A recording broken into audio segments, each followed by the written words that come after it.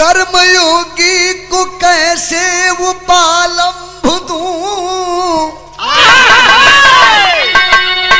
फूल बोने पे भी कांटा मिलता यहाँ, स्वार्थ का भूत जन जन के सिर चढ़ गया, होम करने पर भी हाथ जलता यहाँ। एक घटना बरेली के अंदर घटी, सुनने वालों कलेजा जरा थाम लेना, सहन पाओगे दर्द बयां साथियों, दिल बिहर जाएगा दोस्त मेरा न देना।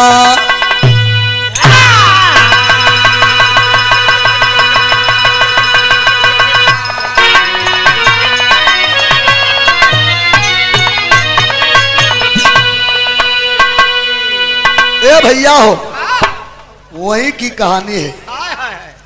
झुमका गिरा रे बरेली के बाजार में। एक लाइन गजल का नमूना बगुर जी।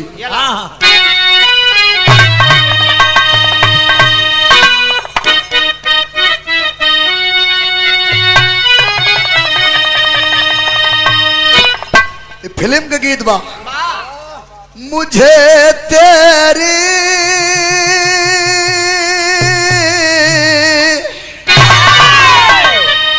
मुझे तेरी मोहब्बत का सहारा मिल गया होता,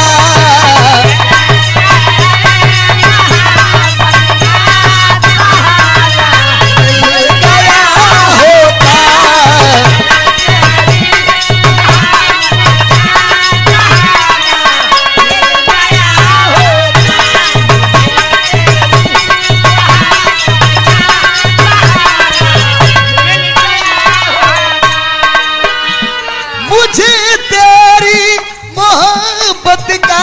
सहारा मिल गया हूँ। अगर होती तू पास में, अगर होती तू पास में तो किनारा मिल गया होता,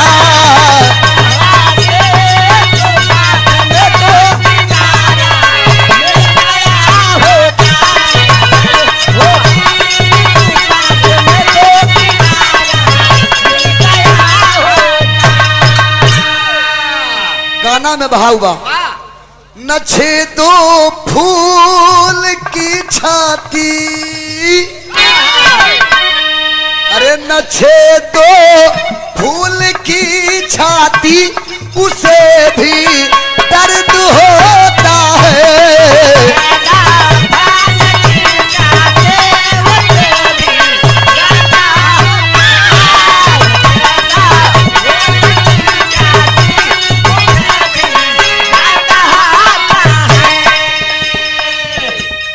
छेदो फूल की छाती, उसे भी दर्द होता है। अरे अकेले टूट के तारा, अकेले टूट के तारा बेचारा बन के रोता है।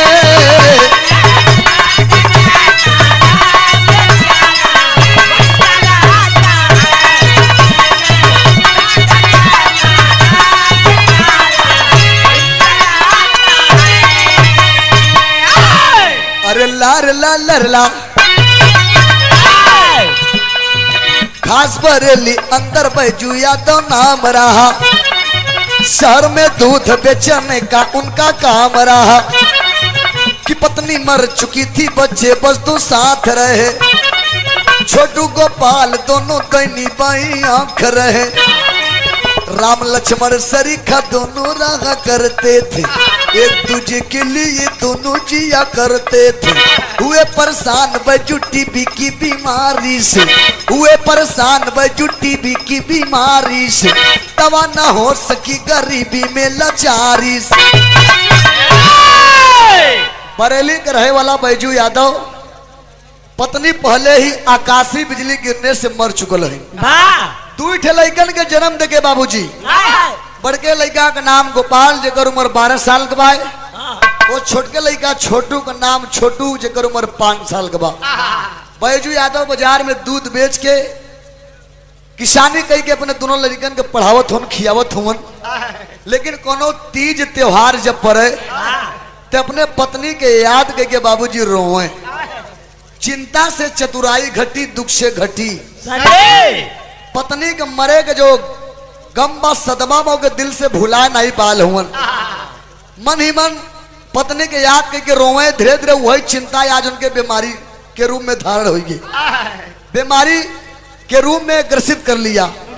जा करके डॉक्टरी में चेकअप कराएं तो डॉक्टर घोषित कर दिया, अरे बैजू यादव आपको तो टीबी की बीमारी हो गई है। तो कही है चिंता, चिंता करवे। चिंता और चिता में मात्र बिंदी का फर्क बा। जो चिता होता मृत व्यक्ति को जलाती है और जो चिंता होता जियत में नहीं के खात। तो आज पत्नी के याद में टीबी के शिकारी हो गए बाबूजी और दवा दारू करावत हो, लेकिन मन ही मन सोच गए कि मैं बचूंगा नहीं। मेरे पास इतना पैसे भी नहीं है कि मैं कहीं से अच्छे से इलाज करा सकूं।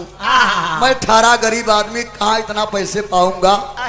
तबीयत दिन ब दिन बिगड़ती गई बाबूजी। ए भैया हो, तो गोपाल बैजू यादव समझ गए कि मैं बचूंगा नहीं। तबीयत दिन ब दिन बिगड़ती गई, खाट पकड़ ले हुन। कुछ दिना तो मेहमान बन के रह गए। तो एक दिन का बात बा, बड़के बेटवा और छोटके बेटवा के बुलाए की। बड़के गोपाल के हाथ में छोटुआ खतवा थमाए के कहलन कि लाल मैं बचूंगा नहीं, मेरे मर जाने के बाद तो ही इनके लिए माई और तो ही इनके लिए बाबू। हमारा आखिरी तमन्ना रहा, सपना रहा कि अपने मुन्ना के पढ़ाई लिखाई के कोनो साहब बना दे, लेकिन माई सपना अधूरा छोड़ के जात है। सपना के तोहे पूरा करे के बा। इतना कहत हवन, समझावत हवन और चट से अखिया मूद गेल। बाबूजी दुनिया को छोड़ करके चले गए। बड़का बेटवा गोपाल अपने बाबूजी के लसिया पर छाती पीट के रोवत हवन। बिरहा में लाइन तर्ज लग गल।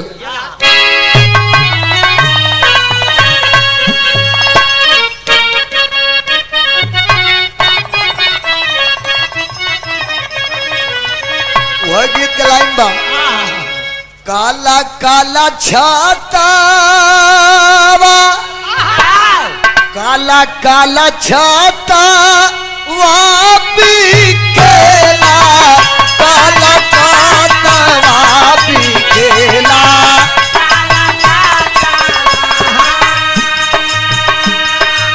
अयो रब रे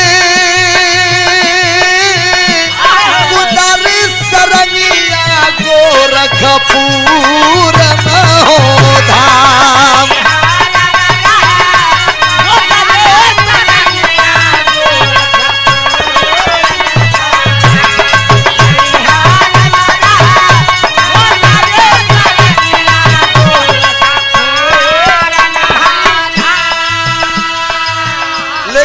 बड़का भैया गोपाल बाबू जो दुनिया को छोड़ करके चले गए, रोवत हुवन। रोवे बड़का भैया नैया कावा ने करामावा हो कावा।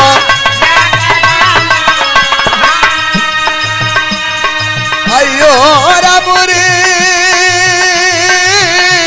छोड़ी गईले बाबू पीछे धारन मेरा।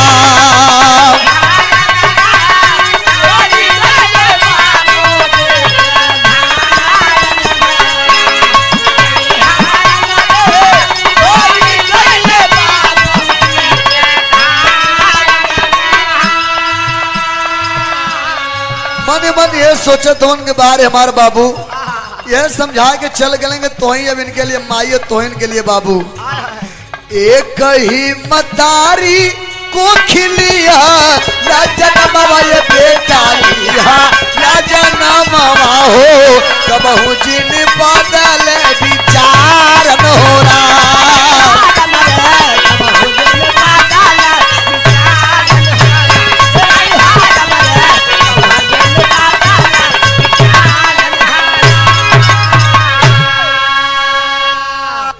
बड़का भैया गोपाल बाबूजी के लाश पर पीट पीट के छाती रोवत हुमन, लेकिन करे तो क्या करे बाबूजी, दुख पड़ता है तो आदमी को सहना पड़ता है।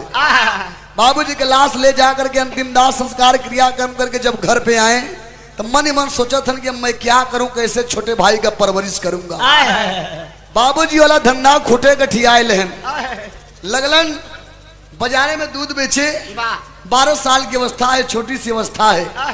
लगलन बाजारे में दूध बेचे, छोटे भाई को नवावे खियावे, स्कूल भेजे।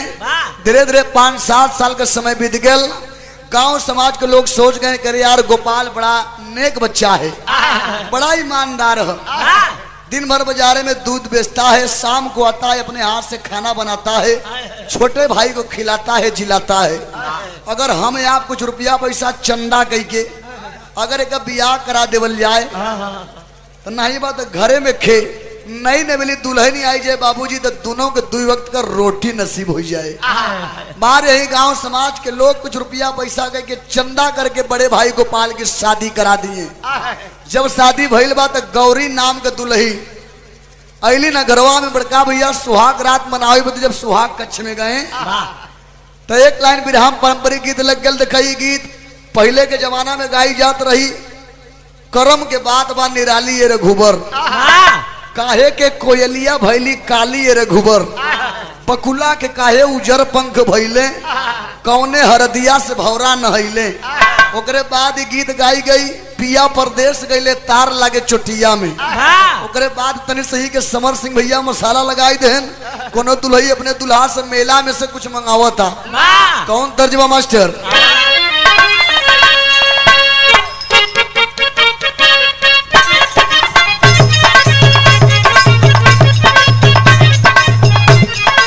वह गीत बा कुरही जल पिया, कुरही जल पिया पिकाई पिया बेलवा में,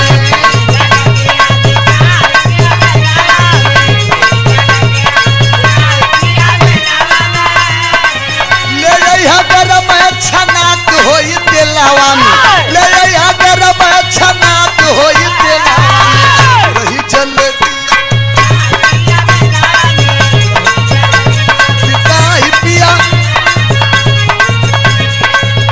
अंतरा अम्मा जी के लिए पकौड़ी, बाबू जी के केला,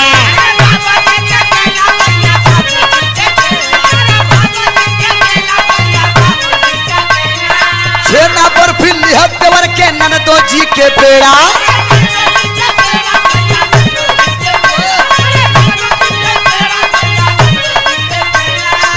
जब आप चाहिए रैया भिरिया की रेलावा में, जब आप चाहिए रैया भिरिया की रेलावा में, रही जलेबिया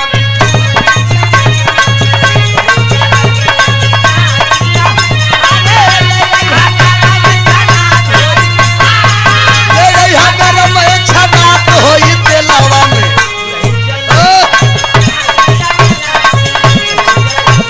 बस बस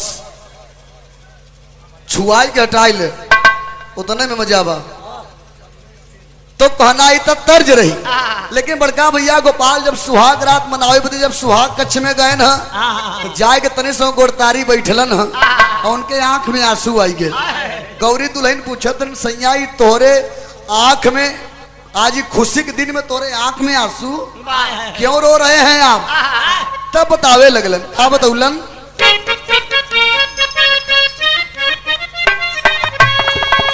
सैया रे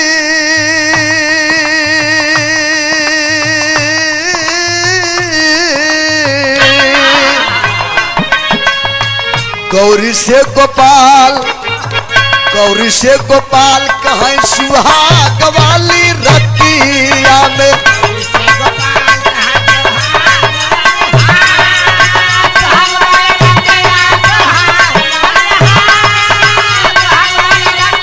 सुहाग वाली रतिया में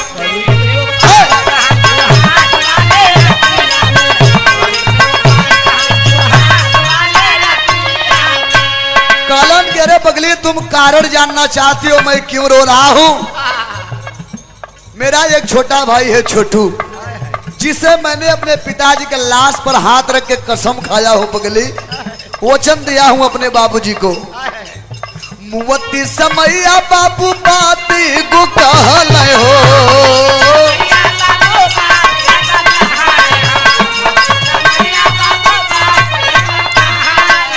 हमके कल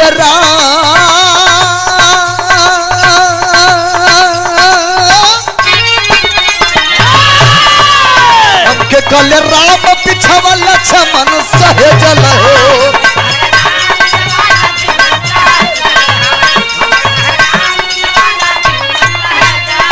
अरे लगी नहीं बेना का बता सयाधी रतिया में, लगी नहीं बेना का बता सयाधी रतिया में, गौरी से गोपाल कहीं सुहाग वाली रतिया में।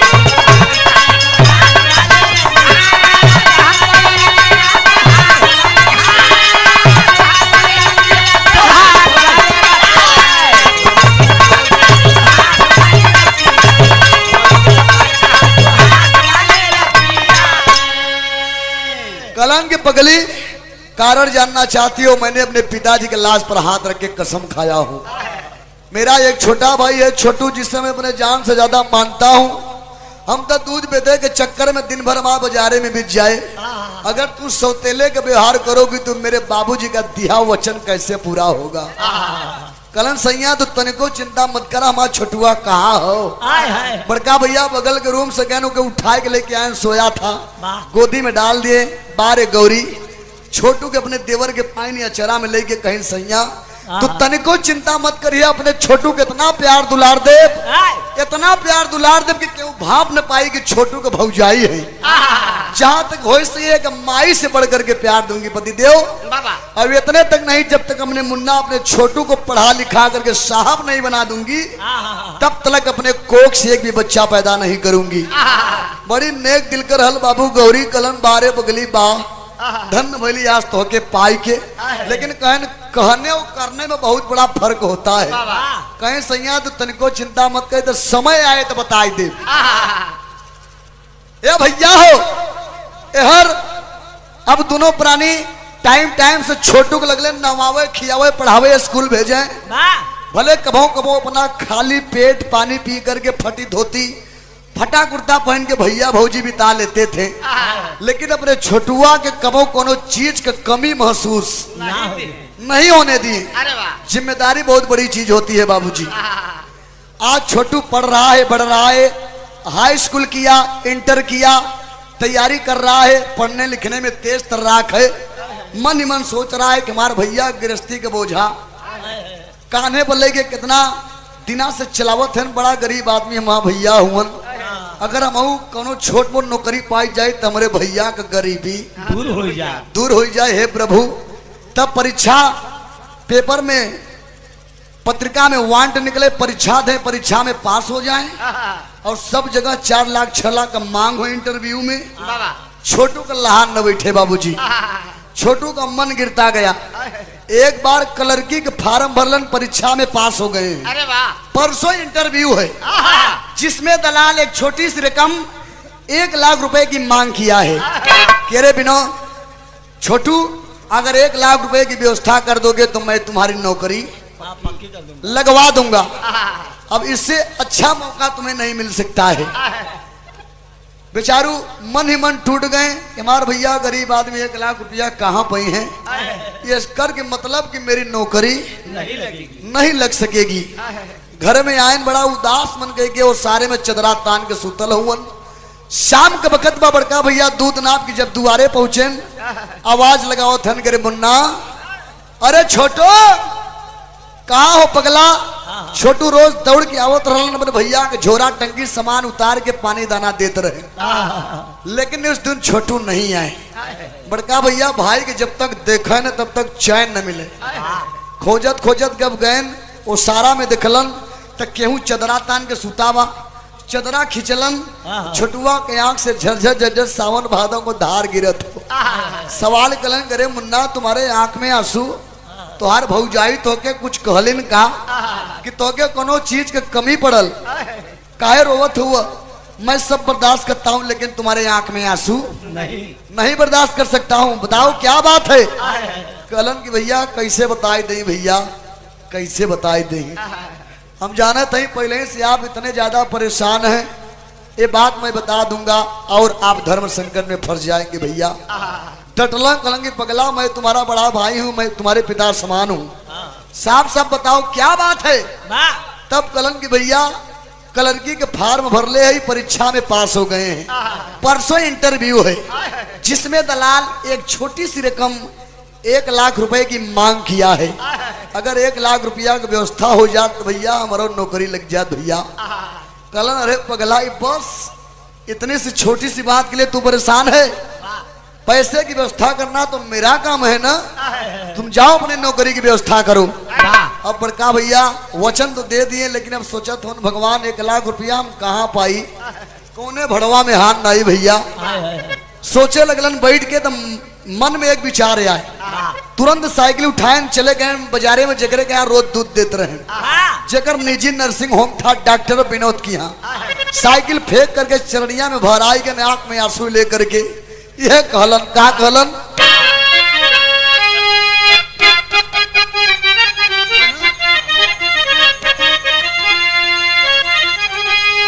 अरे डॉक्टर विनोद के, अरे गोपाल दूध देता रहला, अच्छा खासा रगल विचार, कहीं 1 लाख रुपया का, 1 लाख रुपया का पड़ली जरूरत, कहीं कई दसाए मदद हमार, कहीं कई दसाए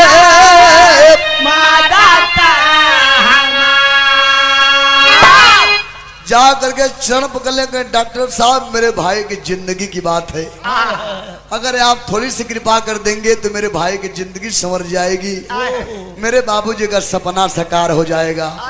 लेकिन बिरहा सुन है पंचों लोग ध्यान देंगे, अक्सर बड़े लोग छोटों का सम्मान नहीं करते हैं और गरीबों की कोई इज्जत नहीं होती है, ये समझते हैं।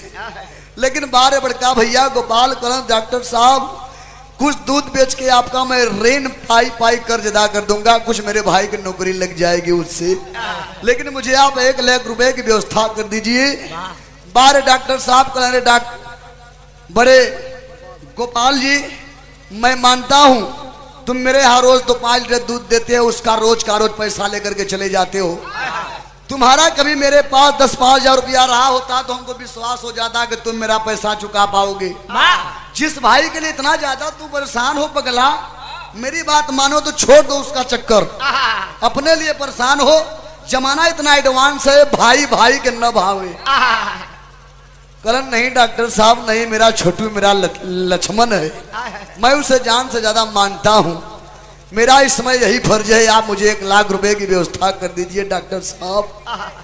कलन की देखो तुम्हें दूध देना है दो, नहीं तो चले जाओ, मैं किसी और को लगा लूंगा, लेकिन मैं तुम्हें पैसे नहीं दे सकता हूँ, क्योंकि 1 लाख रुपए तन्नी बन्नी रकम नहीं है। 10-5 हजार वाली बात रही तो हम थोड़े बदे कुछ सोची।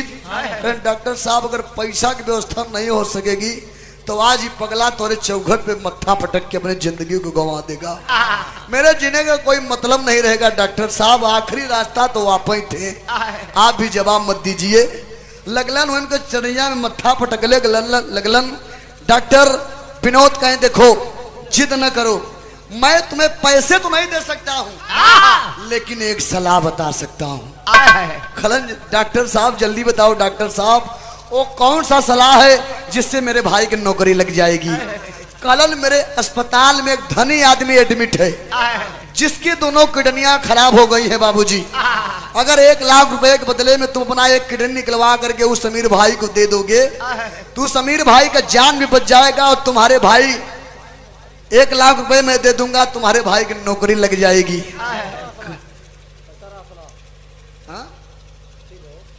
कहें डॉक्टर साहब बस डॉक्टर साहब इतनी छोटी सी बात, अगर आज के खुशी के दिन आप मेरा जान भी मांगते तो मैं हंसते हंसते अपना जान दे देता। एक किडनी की क्या औकात है, तनी से 10 मिनट का मौका दे दे, एक आखिर अपने गौरी दुल्हन से तो पूछ ली। कलन 10 मिनट नहीं तो कहीं 1 घंटा का समय दे ली, जितना जल्दी आओगे उतना जल्दी मैं तुम्हें पैसे तुम्हें हाथ में दे दूंगा। साइकिल उठौल राती के आयन अपने घरे भरमा जब पहुंचलन तबे चिल्लात होन करे गौरी पैसे की व्यवस्था हो गल पगड़ी, अब मेरा मुन्ना साहब हो जाएगा।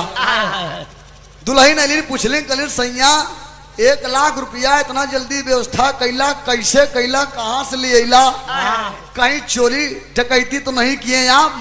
कलन नहीं रे पगली, कहीं आखिर तब कहाँ से 1 लाख रुपया आपने इंतजाम किया? कलन जानना चाहती हो? कलन की हाँ। क्या कर रहे हैं? कलन की पगली 1 लाख रुपया में अपन किडनिया बेच देली। ऐसी भारत की कौन नारी होगी बाबूजी बारे पति परायणा गौरी, जो आज अपने पति को जा करके चरण पकड़ लिए और अपने देवर के लिए, अपने छोटू के लिए यही कर रही है, विनती कर रही है कि सैया डॉक्टर साहब अगर हमारो जान मांगते तो हंस के दे दी, लेकिन ऐसा मौका हाथ से जाए न देंगे आप। फिर हम तर्ज लग गए। 51 रुपए का पुरस्कार हमारे बड़का भैया चुन्नी लाल पटेल जी, बहुत रुपए का पुरस्कार, छोड़ो में नमन, सकल पंच को प्रणाम।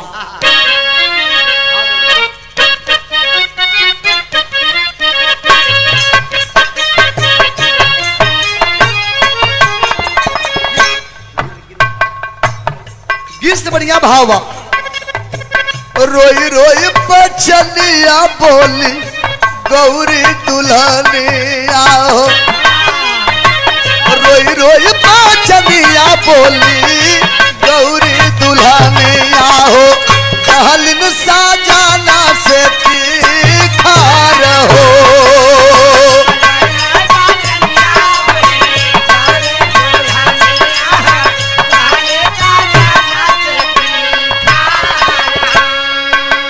अरे जनवा कमाई सैया रुपया ले आई देबा, जनवा कमाई सैया रुपया ले आई देबा, किडनी का कावन दरार हो।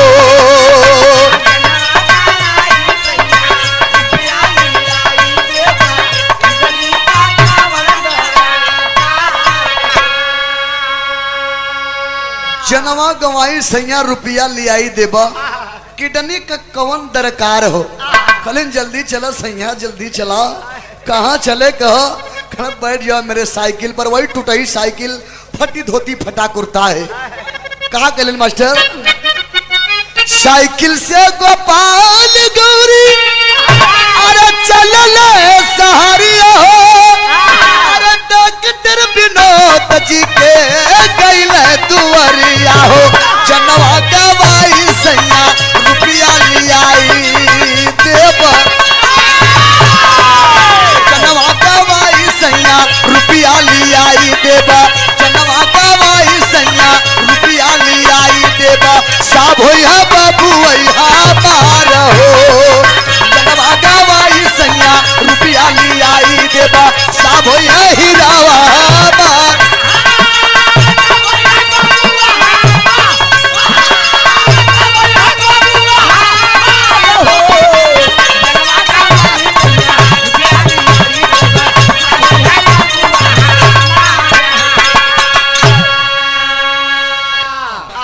साइकिल के बैठाई गई 11 बजे रात में बड़का भैया गोपाल अपने दुल्हन गौरी की ले आए के चल दें डॉक्टर विनोद के यहाँ। जब गए कहें डॉक्टर साहब मैं आ गया, डॉक्टर साहब मैं आ गया, मेरा पैसा मुझे दे दीजिए, मैं किडनी निकलवाने के लिए तैयार हूँ। 1 लाख रुपया डॉक्टर विनोद गोपाल के हाथ में थमा दिए बाबूजी।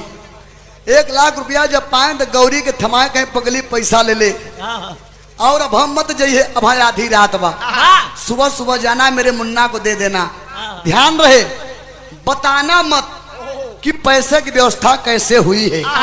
मैं हमार छोटुआ पैसा न ले तो हमारे बाबूजी का सपना अधूरा रह जाए। और डॉक्टर साहब डेट दिए हैं कि 5 बजे सुबह के बेला में तुम्हारी किडनी में ट्रांसफर करूंगा, इसके पहले कुछ चेकअप करना है।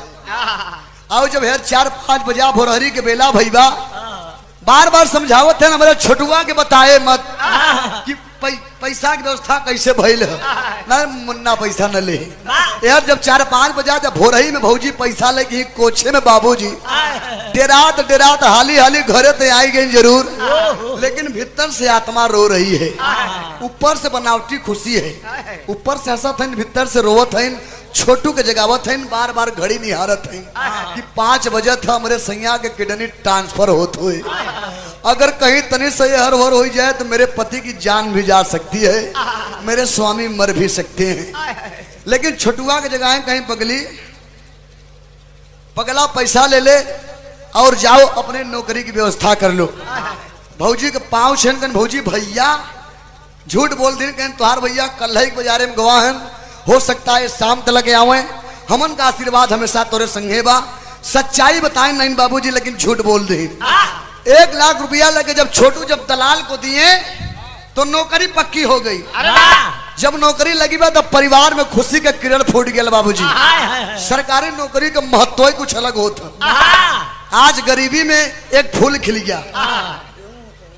गेहूं होता घरे घरे, रोटी होता गेहूं के घरे। बिरहा में तर्ज बड़ी पुरान लग गया।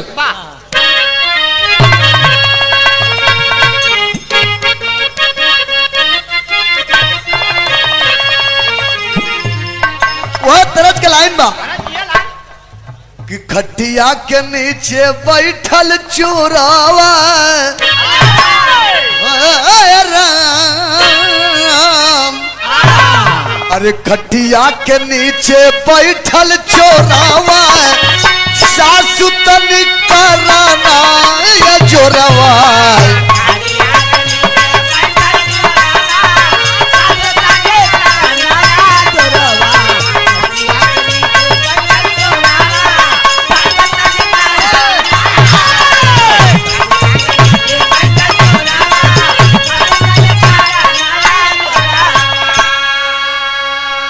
भैया हो जौन समय परिवार में छोट भाई की नौकरी लगी, 6 महीना ट्रेनिंग के लिए चले गए। अब 6 महीना ट्रेनिंग के भीतर बड़का भैया अस्पताल से डिस्चार्ज होकर सही होकर के घर पर आ गए। राज का बात राजे रहेगा कि छोटू को नौकरी कैसे लगी। डॉक्टर विनोद गौरी गोपाल दिन के अलावा चौथा के जाने नहीं, तो बिरहा में भाव लग गया। भइल अजोर घर अंगनावा, भइल अजोर घर अंगनावा, खटा घेरी पर सही सवनवा, खटा घेरी पर सही सवनवा।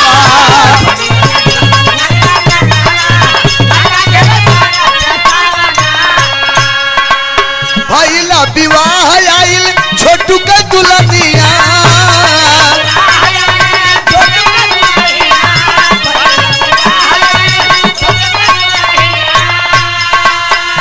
धीरे बीते लागल दिनवा रहीनिया।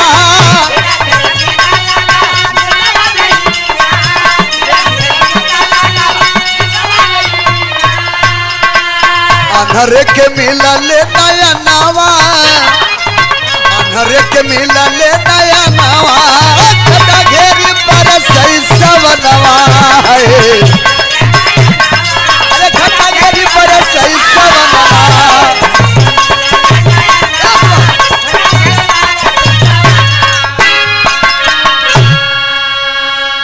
6 महीना ट्रेनिंग के बाद जब बड़े बाबू बन करके छोटू भाई जब घरवा आइलन बाबूजी, जब इतना लोगन के पता लगल कि साहब हो गए हैं, नौकरी लग गई बा भैया। रड़ुआ लड़का बहुत टहरत है, लेकिन क्यों पूछत नहीं बा। और कोनो लड़कन के अगर नौकरी लगी जाता चाहे वो सफाई कर्मे कर है, अगुआ दुआर खाचे लगत है कन भैया फलाने 2 लाख देते हैं, तो हमसे 4 लाख ले ले। लेकिन बिहवा कैल भैया बड़का भैया सामाजिक आदमी सोचने यार कई जने के दुआरे से मना करब, लोग ऋषि यही बात अच्छी नहीं है, तो बिहवा करही के बा। तो यही बीच एक अच्छी सी सविता नाम की लड़की दे के शादी करा दी। बाबूजी जब शादी हो गई बड़ा बढ़िया से परिवार चला था। छोटू कमात है, खेती हो गई, बारी हो गई, घर द्वार गाड़ी घोड़ा हो गया और 4 साल के समय बीत गया। या 4 साल के समय के अंतराल में सविता के कोख से 3 ठे बच्चा पैदा भय। लेकिन अफसोस बाबूजी, तीनों मृत बच्चा पैदा भय। सविता जब बहरे भीतर जाए खेते से वारे, देखा ये हमारे आपका समाज हो। जब क्यों परिवार में जब सुमत हो जाता, जब केहू आगे बढ़े लगा था तो अगल बगल वाला के जलन हो जाता। यार ये तो फलनवा के गृहस्थी आगे चली जाता। कौनो काम कर। जितना आदमी अपने दुख से नहीं परेशान बा, उतना दूसरे का सुख देख के परेशान बा। कुर्ता में नवा न सियाई सकब सुबास, लेकिन हम तुहार फाड़ देव जरूर। हाँ, यह समाज में भैया। तो अगल बगल महिलाएं जब सविता बहरे भीतर जाए लगी तो कहीं ये बहन का हाल चाल बा हो, कहीं बढ़िया हो, कहीं तोरे भैया काल चौ कर नहु ठीक बा, कहीं हमन के खेबात मनबू, कहीं का कहीं जब भगवान तोरे कोखी में औलाद देते हैं तो कुल काहे खंडित हो जाते हैं पगली। देख हमन के लगा था तोरे घरे में कोनो फेर बा, कोनो काट बा, और तोरे सैया के कमाई तोर बड़का भैया पाए हैं पैसा पानी की तरह लुटावत हैं। देख तोरे घरे वाला को उझाई विदाई में विश्वास नहीं बा। देख हमन तोरे हित का बात करत है, तोरे भलाई में कहत है। देख हमन का बात मान दे चली जो अपने नहरे चली जो, वही कदम ओझा सुखा से दिखाई दे सुनाई दे, हो सके तो भगवान तोर बिनती सुन ले। कुछ दिना नहीं नहीं नहीं नहीं कहीं कहीं हमार जेठौत हमार बड़ी जेठान बड़ा नी कहीं जे अब जान से ज्यादा हमके माने ले, हमारू बड़ी बहन समान है। ऐसा कोनो बात नहीं, हम परिवार के ऊपर भरोसा रखी था। अगर ऐसा कोनो बात रहा तो हमारा भैया पहले ही दिखाई देते ओझा सुखा की। कहीं नहीं बगली तो समझ नहीं पावत है। एक दिना धई के बाबूजी बैंड ऐठे दीन, कहीं एक बात नहीं समझे थे तो देख हमन कही दे थे तो मान चाहे कहीं नो करे खुदा 10 साल से लड़का नहीं होता है, वो चाहता कि तोरे लड़का ना हो नहीं तो बराबर के हिस्सेदार हो जाई, सर्वे सर्वाकुल हो जाई हुई का कहीं न, तब तय करे जब आई तब तो बात धीरे से करे दिमाग में घात कह के बाबूजी लगी सोचे कही बस बस बहिन बस तू लोग ठीक हो, लेकिन वो हराम जाती देखा दिमाग पलट गया। कहीं बस बोरिया बिस्तर बानिश चली गई अपने नैहरे, और जब नैहरे गई सविता तो वही गांव के खेर रामलाल ओझा चचा रहे। एक आखी काना रहे, एक आखी काना रहे। अच्छा ये जान ले जितने ऐबी होते हैं बड़ा खतरनाक होते, बहुत सार होते। ऐसा ओझा रहे यहाँ की बात नहीं करते, एक कई तालाब मछली गंदा कही देता ए भैया हो। वो ऐसा ओझा रहे जब मेहरारू को ओझाई करें तो दिया बुताई के करत रहे। लोग पूछे चचा दियावा कहे बुताई देवेला? दिवा यो बदे बुताई दे के भूतए फड़कई न, दिवा जलाई दे तो भूतए फड़क जाते। ये बदे मेहरारू को ओझाई दिया बुताई के करी थे, तब देवता हमार बढ़िया काम करेलन। सविता ऐसने ओझा चचा के लकड़ पेज में जाए के फंस गए। यहाँ तने से एक लाइन ओझाई वाली गीत लगे मास्टर।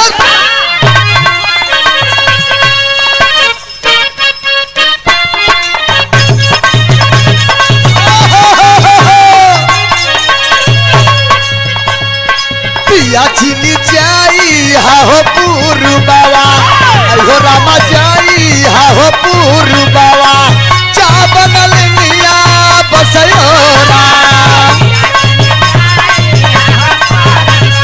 चा बनल मिया बसयोरा।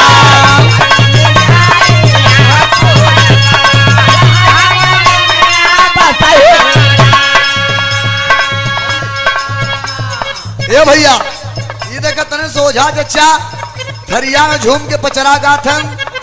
पहले तमाम गीत रही ई में अहिर बिरादरी के कुछ लोग पहले गावत रहे। यही बिरादरी गीत रही जब बारात उरात चले तो 7 हाथ का गोजी ले और एक रुमाली ही करियाए में बांध ले, अब एक रुमाली कपारे में बांध ले, और जब चलाए तो बड़ा मचल के गाँव है। 7 हाथ के गोजी ले ले आई अहिर बिरादरी गाँव है। जब बारात चले पहले का तब कैसे गाँव है? अरे जैसे नवई पासवा के काइनिया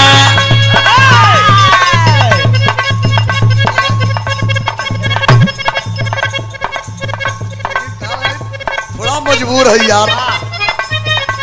अरे जैसे नवई पासवा के काइनिया अयो रामा पासवा के काइनिया वैसे गोरी नई नई के चलो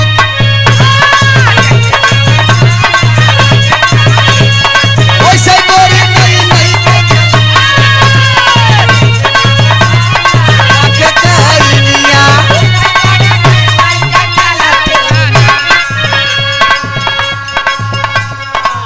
इधर तमाम गीत रहे। पहले हर बिरादरी के गीत रहा। यादव बिरादरी वाले गाँव है। एक लाइन लोहार भाई गाँव है। हुक्का फोरू चीलम फोरू डंडा धीव गवाई सात लात भतरा के मारू अपना चलू कोहाई यन कर दीदा देख यन कर दीदा देख थैली नहीं हरे करा यन कर दीदा देखना।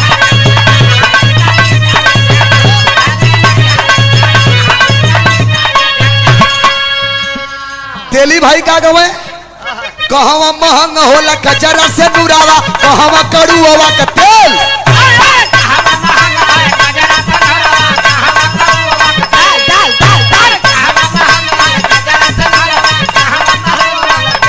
अरे कहवा महंग होला अरे सासू जी का पुतवा सुतली से जरिया के हाय राम झुलनिया वाली अरे हाय राम झुलनिया वाली अरे मारता करे जावई में पान हाय राम झुलनिया वाले मारता करे जावई में पान। सुबह दावत ना ही बतावत है। एक लाइन सोनकर भाई का गाँव है। खटिक भैया अरे कठवा के पुतरी हो कठवा के पुतरी सरा गवा से उतरिया मरुति पर खड़ी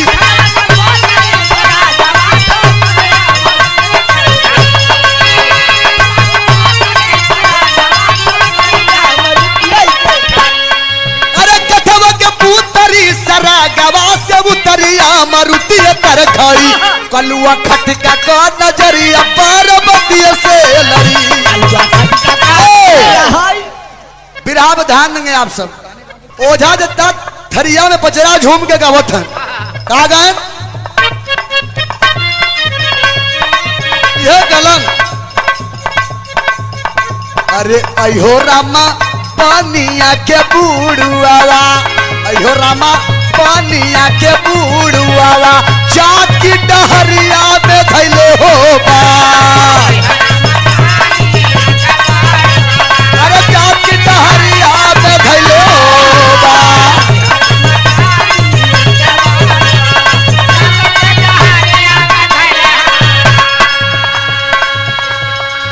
इधर गीत बा लेकिन लौंग सटाई के ओझा जिद्दा दूटी हुचकी मारन थर थर थर थर थर थर थर ओझा जच्चा के कापई की कहीं आएंगे सेवक कहीं आएंगे महाराज कहीं आएंगे। हाँ बोल का लेबे बोल का तोहार हक पर तैयार रखे कि नहीं कहीं महाराज तो का चाहे। हाँ 2 शीशी दारू एक के उल्टा पड़े का मुर्गा रे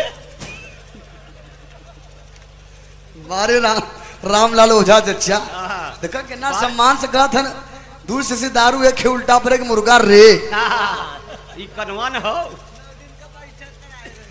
ये भैया हो कहीं बोल हम हक पर तैयार बा कहीं हमारा तैयार बा लेकिन तनी शांति से रहो। कहीं बड़ा विश्वास तोहरे लग के आयल है। हम ये जाने चाहते जब मालिक हमरे कोखी में औलाद दें तो बिल्कुल खंडित काहे हो जाता कहीं मनबी कहीं मानव कहीं सुन ध्यान से सुन ले सारा किया करावा के करहो बाटे तोरे घरवा में कलटिनिया अयो रामा घरवा में कलटिनिया तोरा जखनिया रे पागली तोरा जखनिया रे पागली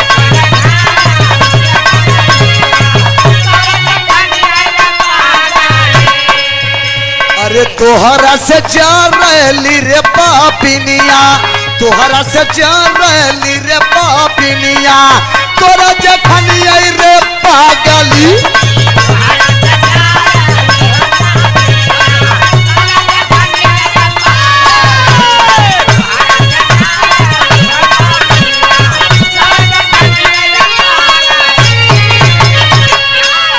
कलन सारा किया करावा जके बड़ा प्यार से तो बड़ी बहन कहते ना, तोरे जेठनिया ही कह। तू तो खुदा नहीं चाहता जैसे हमरे नहीं होते ना वैसे तोरे न हो। कहीं चचा ये कुल हम नहीं जानी तो बस हम एक यही बताई द कि कोनो बचे के उपाय बा। कलन एक कई उपाय बा, जितना जल्दी हो सके संधि विच्छेद काले। संधि विच्छेद मतलब अलगे हो जो ओकर परछाई भी तोरे ऊपर न पड़े के चाहिए। अगर ओकर छुअल खाबे पीबे तो हमार देवता काम ना करी है। कहीं बस बस पुरिया बिस्तर बांध के आए गए कहा अपने ससुरे। ठंडी के समय रहा बाबूजी, बड़का भैया बाबूजी दुआरे कौड़ा तर मचिया लगाए के बैठल हुन। दोनों प्राणी आके मिजत कहीं गए कहन भैया देखे ना छोटू साहब के मचिया छोड़ के खड़ा हो गए। कहना ये साहब बैठिए, देखा बड़ा है लेकिन फिर भी भाई के प्रति सम्मान है। कलन भैया बहुत बैठौला की हम तो के ऐसा नहीं समझत रहे भैया, हम नहीं समझत रहे कि हमारे संगे इतना बड़ा आप विश्वासघात करेंगे। बहुत भरोसा रहल तोहरे ऊपर। कहना पगला कैसन बतियावत है, कहना एको शब्द बोलो मत। यार सविता भी कहीं न कहीं जेठान कहीं ने बड़ी बहन अब हमार तोहरे में ना बीती। अब तू आपन देखा हम आपन देख ले, जौन करू बड़ा नेक कैलू हमारे संगे थे। सविता का बात सुन के गौरी सोचत है 4 दिना बदे गौ नहरे कौन सऊर सीख के आऊ, कोनो गलती भाई तो माफ कर। कहे ना इतना कही के लोटा गिलास चाउर दाल पिसान सबल की आए के फिट सब अलगे हो गए बाबूजी।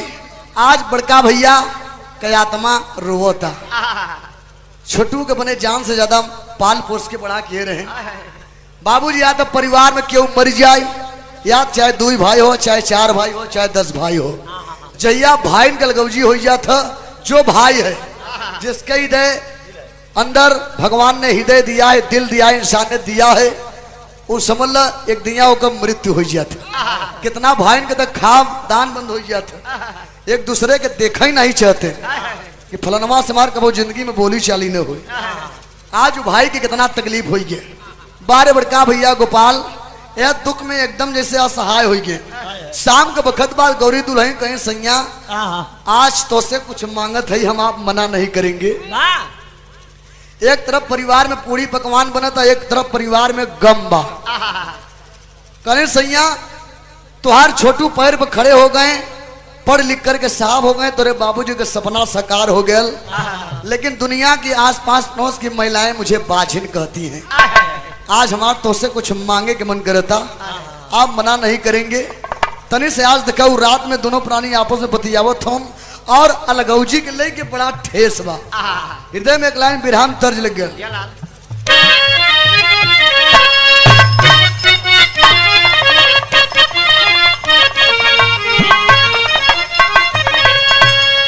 गीत से बढ़िया भाव बा कि दिल के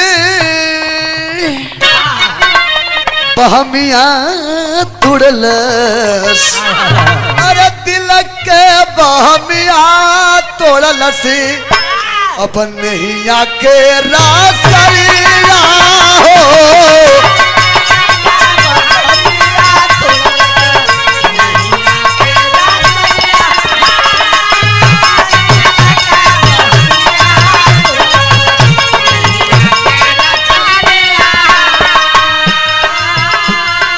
अरे तपटी गई गोपाल औरी, अरे छोटू गई, अरे बखरिया राम, अरे लखन के गवा के सीता, अरे लखन के गवा के सीता, कल डरिया डरिया हो।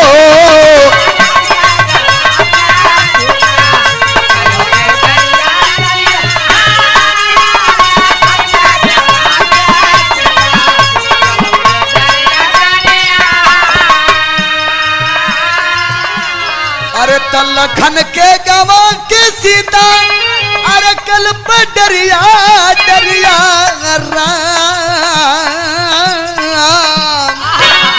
कात्या महू सैया, अरे कात्या महू सैया, बनती अब माँ दरिया राम, कात्या महू सैया।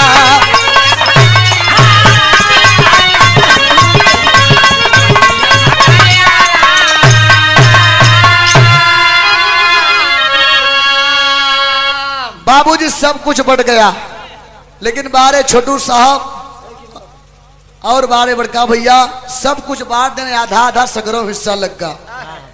लेकिन बड़का भैया कहें छोटू मैं एक चीज नहीं बांटूंगा। कहें भैया कुल हमरे कमाई के बना बाबू काहे नहीं बांटेंगे आप? कहें बगला कमो समय आए तो बताई दे। परिवार में लगऊ जीवा अब हर भौजाई एक दिन अपने स्वामी से कहें सैया अब हमरो मतारी बने के मन करता। गौरी का बात सुन के गोपाल का पगली अगर तुहार मतारी बने के मन करता तो हमारो बाप बने के मन करता। सुहाग रात से जो लड़का न हो वाली दवाई खियावत रहन बाबूजी, आज दवाई का सेवन बंद कर दे। समय का संजोग भगवान की महिमा, इस बार सविता और गौरी दोनों संगे संगे गर्भ धारण कैली।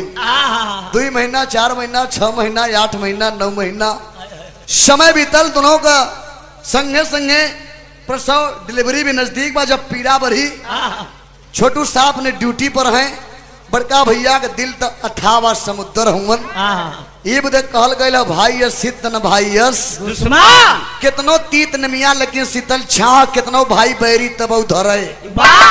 दोनों के जब देखलन कि प्रसव पीड़ा से कराहत हैं, भाड़े का जीप कई के दोनों के बैठा के वही जीपी में लेके चल दे। कहा डॉक्टर विनोद की यहाँ एडमिट करा दिए। बाहरे बैठा है, सोचा थे डॉक्टर साहब जब यही तो खुश खुशबरी सुनई के मिले 1 घंटा के बाद डॉक्टर साहब थिएटर रूम से जब बहरे आए, दौड़ के बड़का भैया को बाढ़ के पूछा था डॉक्टर साहब क्या हाल है दोनों का, क्या हुआ है, बेटी हुई है या बेटा हुआ है? डॉक्टर विनोद कलम बधाई हो गोपाल, तुम्हारी पत्नी गौरी को स्वस्थ बेटा पैदा हुआ है। करण डॉक्टर साहब हमारे बहू सविता के कहें अफसोस, तुम्हारी बहू सविता को इस बार भी मृत बच्चा पैदा हुआ है।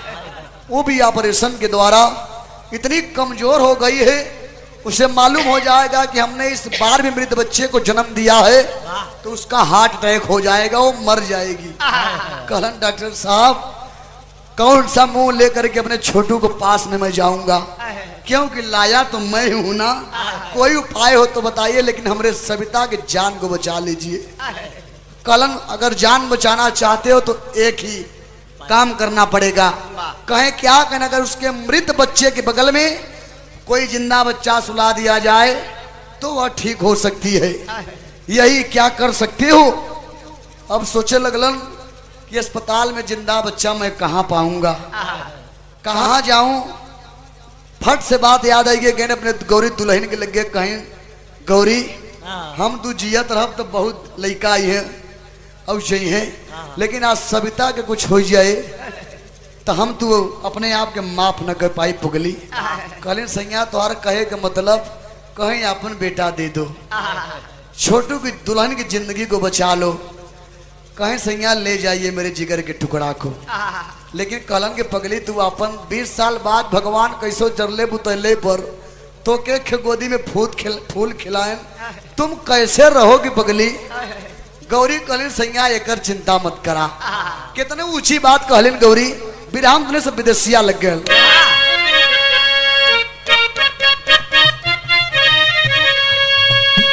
अरे ममता मतारी का अनारिक बुभैले ना, छोटू खातिर हम ना काई बे मातारिया। अरे ललना ले जाई उनके लगवे सुताई देबा, छोटू हमें सैया मुरे आँखी का पुतरिया। कहीं बगली अपन लड़का दे के तू कैसे रहबी, कहीं लड़कवा रही हमरे घरवे में न तयंगना दुआरी कबो ललना मुर खेलत अरे देख के मिटाइल दिल कालावरिया।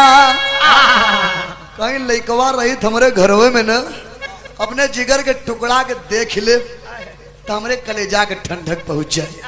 बस इतने से मनाई ले तो करी खा लगाई मोहे गौरी घर ला उठली हो अंगना बधैया बाजी छोटू का दुआरिया। अपन लड़का दे करके दोनों प्राणी अपने अपने घर को आए हैं। एक तरफ परिवार में खुशी का माहौल है, एक तरफ परिवार में गम बा। आज एक तरफ परिवार में सोहर होता सुभाष। यार बड़े बाबू साहब के पता लगी कि मेरी दुल्हन को स्वस्थ बेटा पैदा हुआ है, माँ रुपया पैसा लुटावत हूँ। लेकिन बार कवि जी माई भौजी के कवि जी माई के संज्ञा दे ऐसे ने भौजाई की बिरहम टेरी लग गल।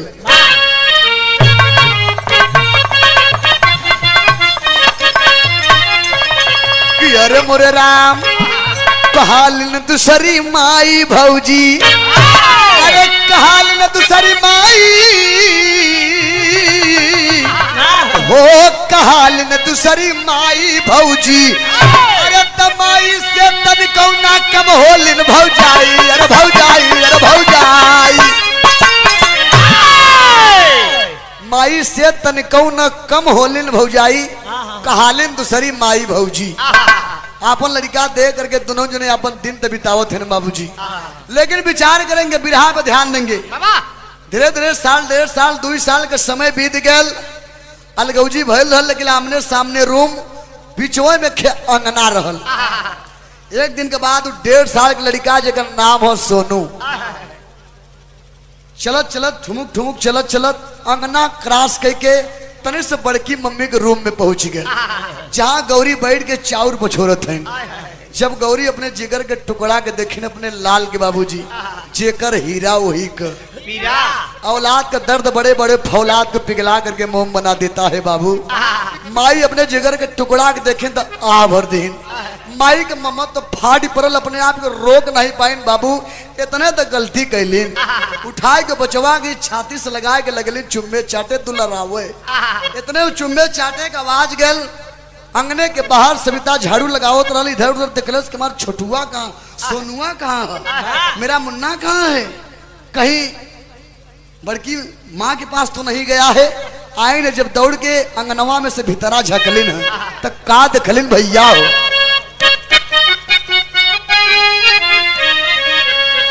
खेलत ललानवा अरे अंगनवा में आई गईल अरे छारी छारी पर से लागल रे नयनवा। इतने में आई गईली छुटुक तुलाहिया काय काहे के निगोरी छुवली हमरू ललनवा। पहुंची लड़का के हाथ से खींच के मारे सेकला गौरी बाहर आई गई। कहीं हरामजादी कुत्ती कमीनी ओझा चच्चा मना दिए थे परछाई भी न पड़े के चाहिए। हमें लड़का के कैसे छुले रे अपन तो खाए के हमारे पर धौले लड़का खिलावे तो के इतना शौक जब बाल देखे काम कर। अरे बेटावा भी आई के अरे खिलवती तो जाना तीरे अरे बजर के पानी जैसे चुभई रे मेहनवा। कहीं हरामजादी लड़का खिलावे कितना शौक बा देखे अपन हुआ के खिलाओ हमरे बक्का धौले है। अगर आज के तरफ में लड़का के तरफ आंख उठा करके देखबे तो आंख निकलवाई ले तो गाँव गाँव गाँव गाँव चाव चाव मचौले बाय। बड़े बाबू साहब गांव में से कहीं घूम टहर के जब अपने दुआरे आए दुल्हन से पूछलन काहे चिल्लाते का बात बा। रे तोरे भौजी की हिम्मत तो देखा ओझा चच्चा मना कर लगी फिर भी आज हमरे सोनुआ के उठा करके दुलरावत रहा उठाए के छुई ले चुम्मत चाटत रहा। इतना बात सुनन मेहरी के बात सुन के बड़े बाबू साहब बगल में बांस रखा रहा बांस लेके गए खींच के 2 बांस मरलन पीछे से।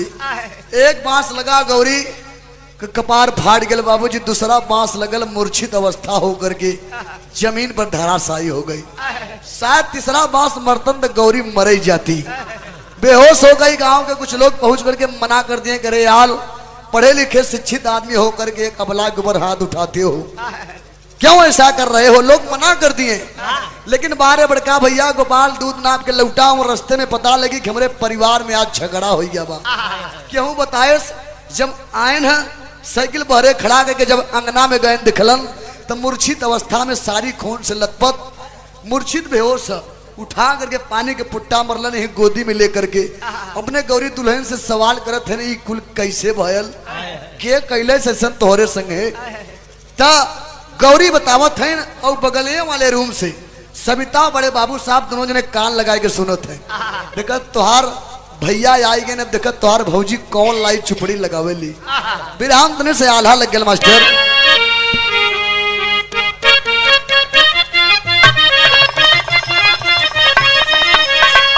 हाय राम अरे जवन गौरी छोटू कारण अरे सहली विपत्तिया बाबू अरे जब बगल बनल बाते को नवई कई बिलारी धीरे धीरे बीत गईल दिन दोपहरिया भैया अरे सझिया की अइल गोपाली सरदारी जवन छोटू कारण सैया कई दिया कि डनिया अपन अरे कही के बझनिया बोला वही संसार घरवा दुआरवा दैदा सगरी जमीनियों दैदा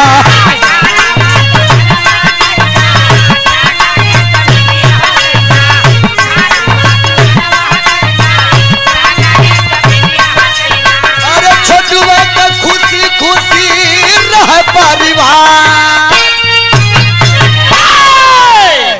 पानी के पुट्टा मरलन बाबूजी गौरी रोई के बतावा था कि अरे सैया जेकरे बदे कभो कभो हम आप खाली पेट पानी पी करके बिताई लेते रहे, कभो जिंदगी में नई साड़ी का हाल नहीं जल्दी सब दिना फटी लुगरी पहन के तू फटा कुर्ता पहन के अपन जिंदगी बिताई ले।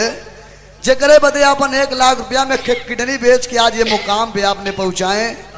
जौने लड़का के अपन लड़का नहीं समझ के अपने हम शौक से अपने जेठानी के दे दिया, अपने देवरानी के दे दिया, अपने छोटू के दे दिया साहब के कि हम लोग तकलीफ सही ले लेकिन इनके लोग की जिंदगी में कोनो तकलीफ नहीं आवे। जब तक हम लोग जियब तब तक तकलीफ इनके लोग में न पड़े थे। आज वह छोटू हमारी दुर्दशा कैलन सैया, वह छोटू हमारी दुर्दशा कैलन। बगले वाले रूम से भैया जो सुन बड़े बाबू साहब सुनन के रही हमारे भैया हमारे लिए अपन किडनी तक बेच दिए, उधार बाड़ी नहीं लेके वो अपन 1 लाख रुपया में किडनी बेच के तब हमारी नौकरी लगवाए। आज मैं बड़े बाबू अगर मैं साहब हूँ, मैं जो कुछ भी हूँ तो हमारे भैया की कृपा है, उनका श्रेय है आज मैं उनके साथ क्या कर रहा हूँ। और हमार सुनुआ हमारा लड़का नहीं हमारे भैया के बेटवा। आज सविता भी जब सुनने के रही हमारा लड़का नहीं हमार जान बचावे बदे हमार जेठान 10 साल बाद बेटवा भाव वो हमें दे दीन बार हमार बड़ी बहन जेठान दोनों जने के आज तकलीफ बा, लेकिन फिर भी सविता के कहीं ना कहीं से मन में शंका बा। कहने के सैया सब बात झूठ हमें लगता, कहने घराम जादी कुत्ती कमीनी बैठ मेरे मोटरसाइकिल पर अभी अभी बात का सत्यापन हो जाएगा। बारे छोटू साहब सविता के बैठाए के चलन कहा डॉक्टर विनोद की यहाँ। जब पास में गए कहे डॉक्टर साहब आपको धनवंतरी की कसम है, आपको रोजी रोटी की कसम है, आज आप झूठ नहीं बोलेंगे। हम आपके मुंह सुने चाहते तनिष समार भैया हमारे लिए का हमारे जिंदगी में किए तनिष से बताए दे डॉक्टर साहब, तनिष से बताए दे। बारे डॉक्टर साहब सुनलन तो हंसे लगलन, कहलन कि अरे पगला जानना चाहते हो अपने बड़े भाई के बारे में, तो तोरे भैया जैसन तो भगवान राम भी नहीं थे रे, तोरे भैया जैसन तो भगवान राम भी नहीं थे। एक अंगूठा छाप अशिक्षित अनपढ़ गंवार आदमी समाज में इतना बड़ा त्याग कर दिया, अपने जिंदगी का खुशी का एक एक कतरा तुम्हारे जिंदगी बदल लुटा दिया। उस भाई के लिए तुम पूछने के लिए आए हो, जानना चाहते हो। 1 लाख रुपए में उन्होंने अपना एक किडनी बेच करके तब तुम्हारी नौकरी लगवाई। अब ये तुम्हारा बच्चा नहीं है, तुम्हारे भैया का ही बेटा है। कलन बस बस डॉक्टर साहब बस। पश्चात आपका सीमा नहीं, बा पांव से जमीन खिसक गल, मोटरसाइकिल उठाए के समारत हवन, गिरल जात हवन। राती के 12 बजे था। डॉक्टर विनोद मनात करत हैं कि तुम्हारी मानसिक स्थिति नहीं ठीक है, मत जाओ, अभी सुबह जाना। कलन कि ना, अगर अभी नहीं जाएंगे तुम्हारे भैया घर द्वार छोड़ के सब चला जाइए, फिर पता नहीं जिंदगी में उनसे उनका दर्शन होए कि ना होए। जाए कि अगर माफी मांग ले हो सके तो मैं माफ कर दे। मोटरसाइकिल उठाए के समार के सविता के सोनू को बैठा के जब घरे आए, देखलन किवाड़ी बंद हो चुका, ताला लटका था। सोचलन भैया भौजी तो मेरा घर छोड़ दिए, कहाँ गए होंगे। स्टेशन वाला रास्ता पकड़लन, जब कुछ दूर पर गए सिवारे में जब मोटरसाइकिल की लाइट बरी तो देखलन का कि आगे आगे हमारे भैया, पीछे पीछे हमारे भौजी, वही फटी धोती फटा कुर्ता, कपारे पर कुछ गठरी बा। बढ़ाई के स्लेटर फेंक करके मोटरसाइकिल पाँव में भराई गन भैया जात हुआ भैया जा, मैं रोकूंगा नहीं, लेकिन जिंदगी में मुझे आपने सब कुछ दिया, एक चीज मैं और मांगना चाहता हूँ, दे दीजिए भैया, बस यही मेरी आखिरी इच्छा है। कलम पगला, मैं गरीब आदमी, मेरे पास है ही क्या, वैसे फिर भी मांग, मैं कोशिश करूंगा कि मैं तुम्हारी इच्छा को पूर्ण करूं। आखिरी भाव लग गल।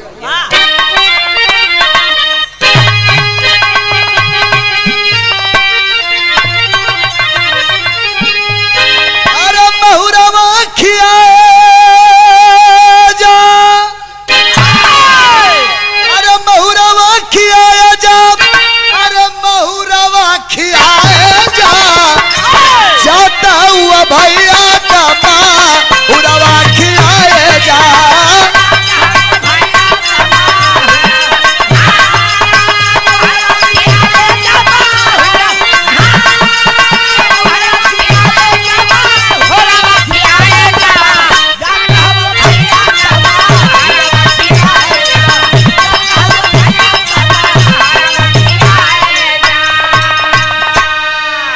जेवा में हाथ डलन, खे जहर के पुड़िया निकाल के सामने खोल के कहलन के भैया, ये जहर के पुड़िया में से एक चुटकी हमके खिया दो, हमारे सविता के, हमारे सोनुआ के खिया दो भैया, जहां तुम्हार मन करे वहां चल जाइए, हम मना नहीं करेंगे। लेकिन एक बात जान लीजिए, ये मेरे दिल की बात है कि माई बाबू मर गई, अरे बाबू तो के पावली भैया, तोरे जियत बे कबऊ टूर ना कहबली भैया। कहीं भैया जब से जाने लायक भली तोही के माई जाना, तोहे के बाबू समझा, तोही छोड़ के जात हो भैया के करे सहारे जियब। का कहलन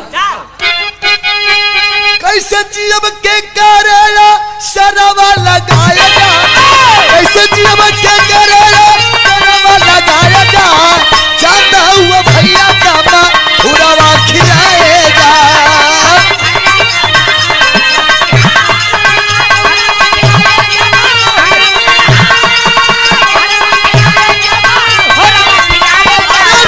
भैया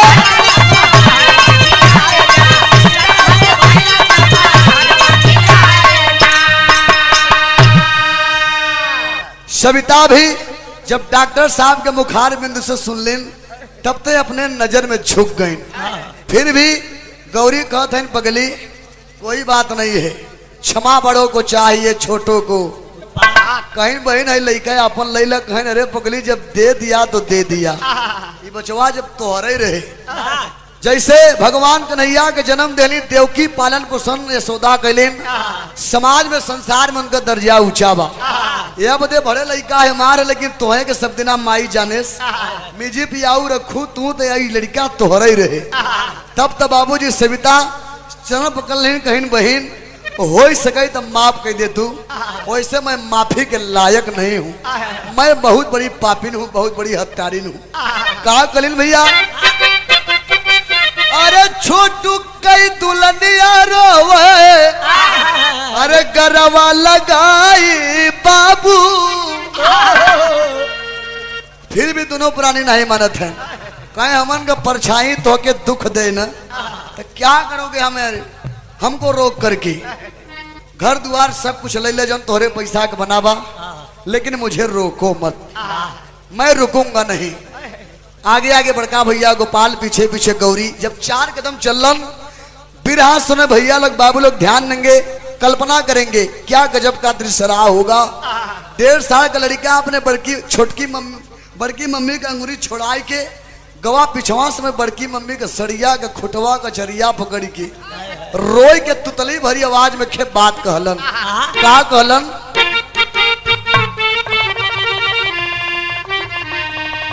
कि बड़ती मम्मी मऊते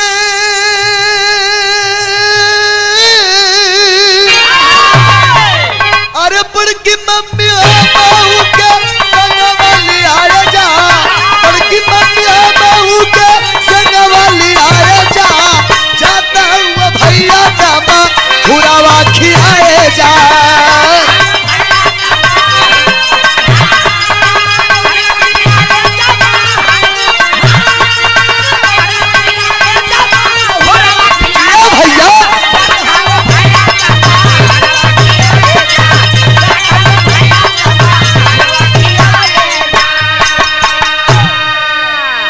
साल का लड़का छोटकी मम्मी का अंगूरी छोड़ करके दौड़ के गया बड़की मम्मी की जब साड़ी का खूट पकड़ के आंखों में आंसू लेकर के बालक भगवान का स्वरूप हुआ करता है। कलश की बढ़ती मम्मी हमहू ते सनवा लियो ले जा, हमको छोड़ करके कहाँ जा रही हो माँ? मैं भी आपके साथ चलूंगा, मैं भी आपके साथ चलूंगा। माई पीछे मुड़ करके देखलिन अपने जिगर के टुकड़ा के, लड़का रोवत फट से पलक झपके तक टाइम नहीं लगल, उठाए के उन्हें बचवा के ये छाती से चपकाए के लगलिन दुलरावे। ता आज सोनुआ के वजह से फिर से दोनों परिवार एक हो गया। तब बड़का भैया हंसे लगलन, कहलन के पगला सब कुछ बांट दे रहे, एक कई चीज नहीं बांटे रहे, ओके कहे रहे समय आए तो कभी बताई दे। जानना चाहोगे? कलन की हाँ भैया। कलन जो भाई के प्रति, भाई के दिल में जो प्यार और ममता होती है, यही नहीं बटले रहली पगला, जो एक वजह से आज तो के फिर से एक अपने में ले लिया। मैं कल भी तुमसे उतना ही प्यार करता था और आज भी तुमसे उतना ही प्यार करता हूँ। गुरु बिहारी गुरु गणेश गुरु रामलाल मर पावन, अरे बच्चन कहते कवि चंद्रिका, अरे लागे गीत सुहावन, अरे कहालिन दूसरी माई भौजी, कहालिन दूसरी माई भौजी, मनो चंद्रिका कर रखे शारदा लाली, कहालिन दूसरी माई भौजी।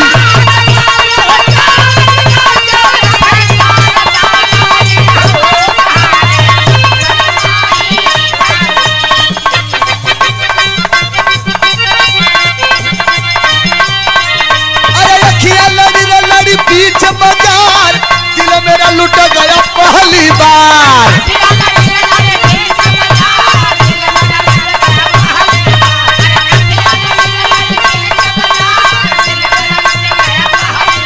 अरे लखिया लड़ी बीच बाजार दिल मेरा लुट गया पहली बार। तो